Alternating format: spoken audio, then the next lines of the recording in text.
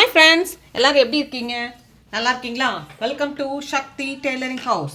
இன்றைக்கி நம்மளோட வீடியோவில் எதை பற்றி பார்க்க போகிறோம்னா, ஒரு பஃப் ஸ்லீவ் 90s பஃப் அப்படின்னு சொல்லிட்டு கையில் இந்த இடத்துல மட்டும் நல்லா உயரமாக இருக்கும், மற்றபடி இங்கெல்லாம் பஃப் இருக்காது. அந்த மாதிரியான ஸ்லீவு எப்படி கட் பண்ணி தைக்கணும்னு உங்களுக்கு நான் சொல்லித்தரேன். கவனமாக பார்த்துக்கோங்க. இது ஒரு 13 இல்லை 15 வயசு, 12லேருந்து 14 வயசுக்குள்ளே இருக்கிற ஒரு லெஹங்கா செட்டுக்கான ப்ளவுஸ் இது. இதுக்கான கையினுடைய அகலம் பார்த்திங்கன்னா 7 இன்ச்சு இருந்தால் போதும். ஏன்னா சின்ன பொண்ணு, ஏஜ் அட்டன் பண்ண பொண்ணுங்கள்லாம் இருப்பாங்க இல்லையா, அவங்களுக்கு ஸ்டிச் பண்ணுறது. அதனால் கை 7 இன்ச்சு அகலம். இந்த அகலம் 7 இன்ச்சு வச்சுருக்கேன். அடுத்தது உயரம் பார்த்திங்கன்னா இந்த ப்ளவுஸுக்கான உயரம் 8 இன்ச்சு. ஓகேங்களா? உயரம் 8 இன்ச்சு. இந்த 8 இன்ச்சில் நம்ம ஒரு கோடு போட்டுடுங்க. ஃபஸ்ட்டு 8 இன்ச்சில் ஒரு லைன் ஃபஸ்ட்டு போட்டுடுங்க. இப்போது இந்த லைன் போட்டதுக்கப்புறமா இதுதான் ப்ளவுஸ்னோட உயரம். எப்போவுமே என்ன பண்ணுவோம், இங்கேருந்து ஒரு சின்ன ப்ளவுஸ் அப்படின்றதுனால ஒரு 2.25 இன்ச்சு மட்டும்தான் இந்த குடஞ்சி வெட்டுறதுக்கு. 3 இன்ச்சு வைப்போம். இதுக்கு நான் 2.25 தான் வைக்கிறேன். ஏன்னா குட்டி ப்ளவுஸ் அப்படின்றதுனால. இந்த சைடில் ஒரு 1.25 இன்ச்சு கேப் இருக்கிற மாதிரி வச்சுருக்கோம். இது எக்ஸ்ட்ரா தையலுக்கு. ஓகேங்களா?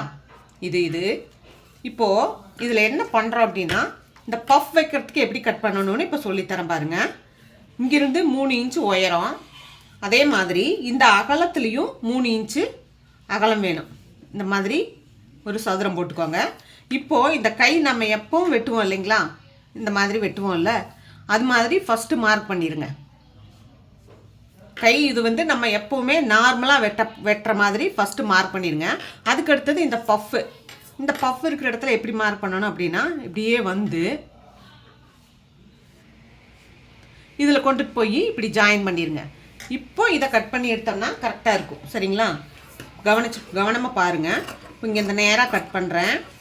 இப்போ இந்த 1.25 இன்ச்லேயும் நேராக கட் பண்ணுறேன். இப்போ இங்கே இந்த இதில் இப்படியே கட் பண்ணிட்டு போய் இங்கே கொண்டுட்டு போகாமல் இப்படியே இதுலேயே கட் பண்ணிட்டு வரேன். இதை கவனிங்க. இப்போ தான் உங்களுக்கு பஃப் நல்லா அழகாக உட்காரும். அதுக்காக தான் இந்த மாதிரி. இப்போது நம்ம சென்டர் கட் பண்ணிடலாம். இப்போ நான் இதை ஸ்டிச் பண்ணி காமிக்கிறேன். கவனமாக பாருங்கள்.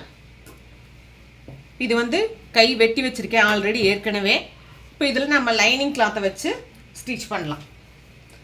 மேலே வைக்கிற லைனிங் கிளாத்தை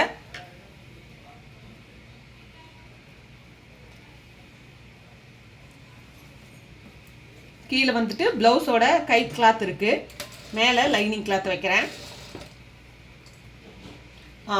நல்லா நீட்டாக அழகாக வரும். இந்த மாதிரி மெத்தடில் நீங்கள் இதை கட் பண்ணிங்கன்னு சொன்னால் ரொம்ப அழகாக வரும். நீங்களும் ஈஸியாக பிகினர்ஸும் நீங்கள் இதை கற்றுக்கலாம்.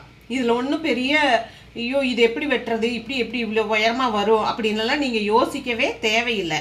உங்களுக்கு ரொம்ப அழகாக வர்றதுக்கு நான் ஈஸியாக கற்றுத்தரேன். கவனமாக பார்த்து தெரிஞ்சுக்கோங்க. சரிங்களா? இப்போ இது ஒவ்வொன்றும் 1 by 1 சொல்லித்தரேன் பிகினர்ஸ்க்கு தகுந்த மாதிரி நான். சரிங்க? வேகமாக ஓட்டி விட்டுட்டு அந்த மாதிரி எல்லாம் இல்லாமல் பிகினர்ஸ் நீங்களும் ஈஸியாக கற்றுக்கிறதுக்கு எப்படி கற்றுக்கணும் அப்படின்றதுக்கு தான்.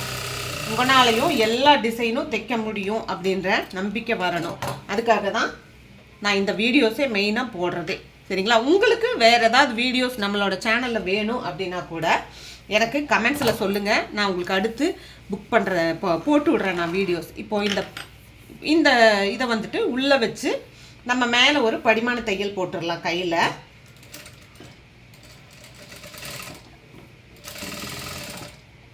கீழ்ப்பகுதிக்கு ஒரு படிமான தையல் போட்டு விட்டுடலாம்.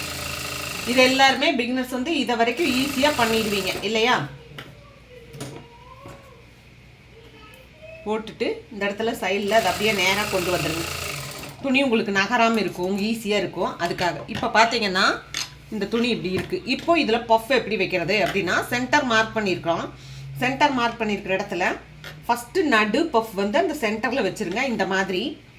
அடுத்தது 1, அப்புறம் இன்னொன்று, அதுக்கப்புறமா இன்னொன்று சின்னதாக எடுத்துருங்க. இந்த இன்னொன்று இங்கே பாருங்கள், ஒரு சைட்லேருந்து இப்போ நான் 4 பஃப் எடுத்திருக்கேன் குட்டி குட்டியாக. இந்த 4ஐயுமே அப்படியே ஸ்டிச்சிங் கொடுத்துடலாம் நம்ம.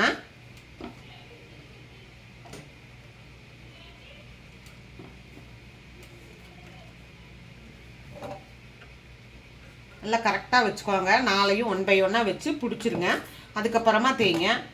உங்களுக்கு ஒன்றொன்னா வரலை அப்படின்னா கூட நீங்கள் பஃப்பை வச்சு பின் பண்ணிக்கோங்க. பின் பண்ணிவிட்டு அதுக்கப்புறமா ஸ்டிச் பண்ணுங்கள். புதுசாக கற்றுக்கிறவங்களுக்கு தான் நான் இந்த டிப் சொல்கிறது, சரிங்களா? ஓரளவுக்கு தைக்க தெரிஞ்சவங்க அழகாக அப்படியே தைக்கும் போதே பஃப் வச்சுட்டு போயிடலாம்.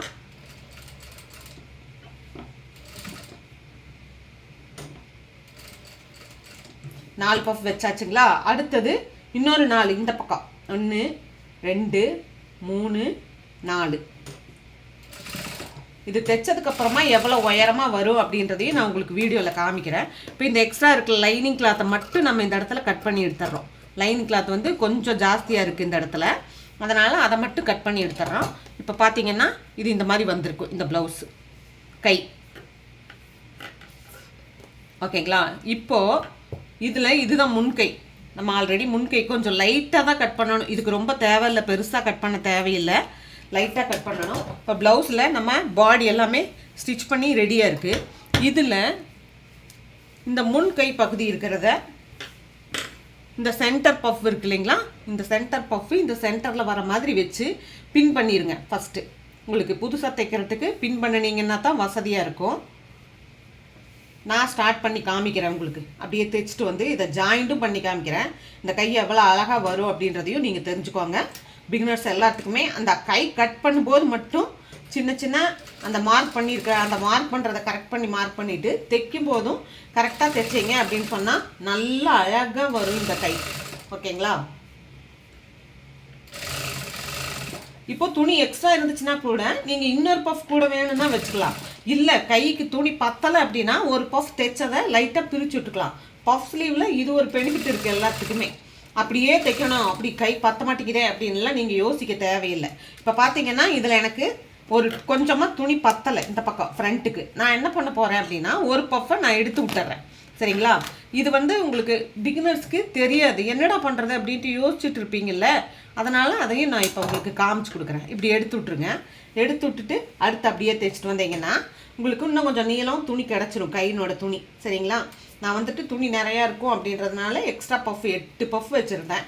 இப்போ 7 இருக்குது, அவ்வளோதான். நம்ம வந்துட்டு இதை அப்படியே தைப்போம். எப்போவுமே கைக்கு டபுள் ஸ்டிச் போடணும். அந்த மாதிரி இதையும் நம்ம வந்துட்டு ஒரு தடவை தைச்சாச்சு, இன்னொரு வாட்டி டபுள் ஸ்டிச்சு, 2வது ஸ்டிச்சும் போட்டுடலாம்.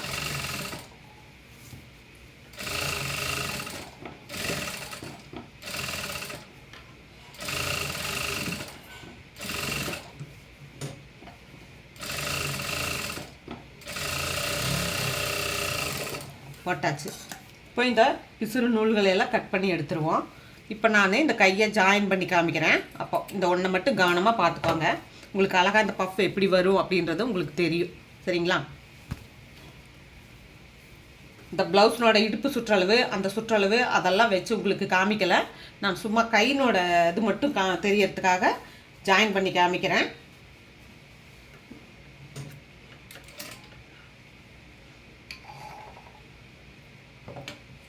பார்த்துக்கோங்க.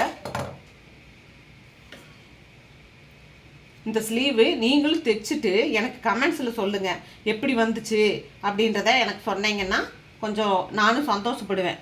புதுசாக தைச்சி பழகிறவங்களும் இந்த ஸ்லீவை தைச்சிருக்காங்க அப்படின்ட்டு நானும் சந்தோஷப்படுவேன். கண்டிப்பாக தைச்சிட்டு எனக்கு கமெண்ட்ஸில் சொல்லுங்கள்.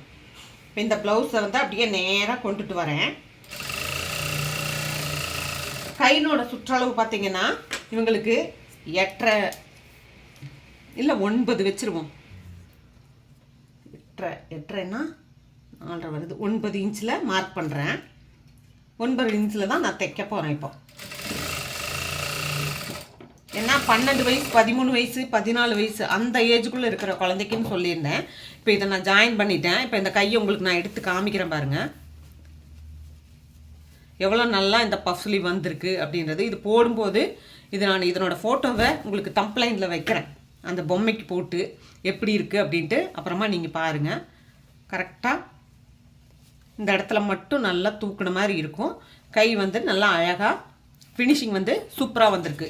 இதே மாதிரி நீங்கள் எல்லாருமே இந்த ப்ளவுஸு இந்த கை இது மாதிரி தைச்சி பழகுங்க. வீடியோ பார்த்த எல்லாத்துக்குமே ரொம்ப நன்றி. தேங்க்ஸ்.